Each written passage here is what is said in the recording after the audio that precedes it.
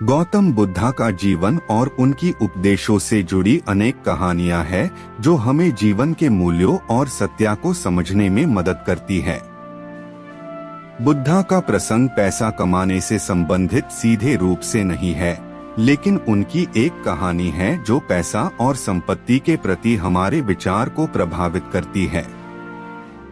एक बार एक व्यापारी बुद्धा के पास आया और उनसे पूछा, मैंने बहुत मेहनत की है, लेकिन मेरे पास धन और संपत्ति बहुत कम है।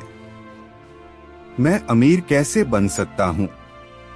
बुद्धा ने व्यापारी से कुछ दिनों के लिए अपने घर पर रहने को कहा।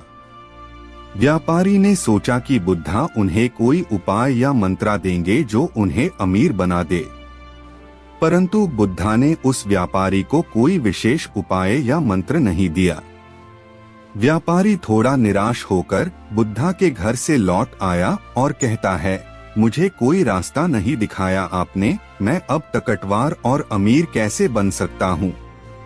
बुद्धा मुस्कुराकर कहते हैं, व्यापारी भाई, मैंने तुम्हें कुछ सिखा दिया। तुम्हारे धन और संपत्ति से ज्यादा बड़ी संपत्ति है शिक्षा, साहस, संतोष और दया। तुमने अपने धन को बढ़ाने की मेहनत की, लेकिन क्या तुमने कभी दूसरों के साथ अपनी संपत्ति को बांटने की भी सोची? इस पार व्यापारी ने सोचा और समझा कि सचमुच सामाजिक और व्यक्तिगत जीवन में संपत्ति का असली महत्व उसकी बांटने और दूसरों की मदद करने में होता है।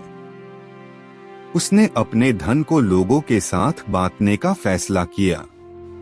व्यापारी ने कुछ हिस्सा डीन का निश्चय किया और धीरे धीरे वो अपने धन को लोगों के साथ बांटने लगे। उसने अनाज के हिस्से लोगों को दिए जो भूखे थे, किताबों की व्यवस्था की गरीब बच्चों के लिए की और वृक्षारोपण में योगदान दिया।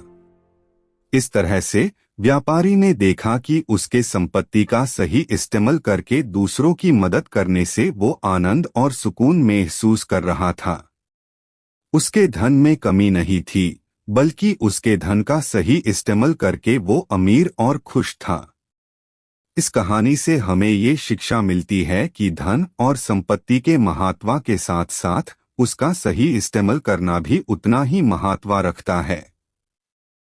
संपत्ति का सही उपयोग करके दूसरों की मदद करना ही असली अमीरी और खुशी का स्रोत है। बुद्धा के उपदेशों से जुड़ी और भी कई कहानियां हैं जो जीवन के मूल्यों और सत्य को समझती है।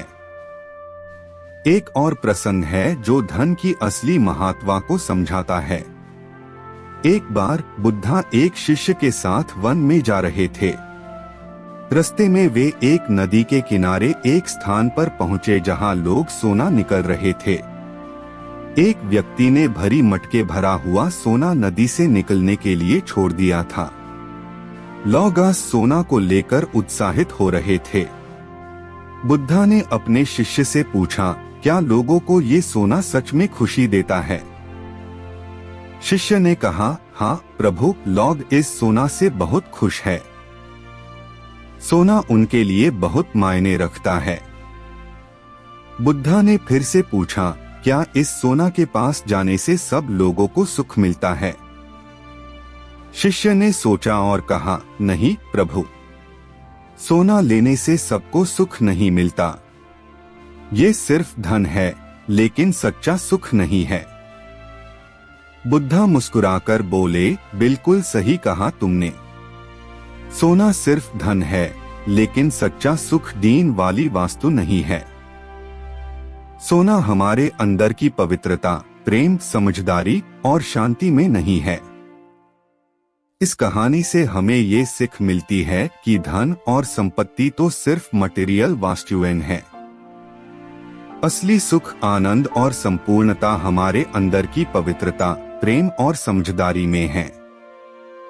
ये हमारे व्यवहार, सोच और भावनाओं से जुड़ा है।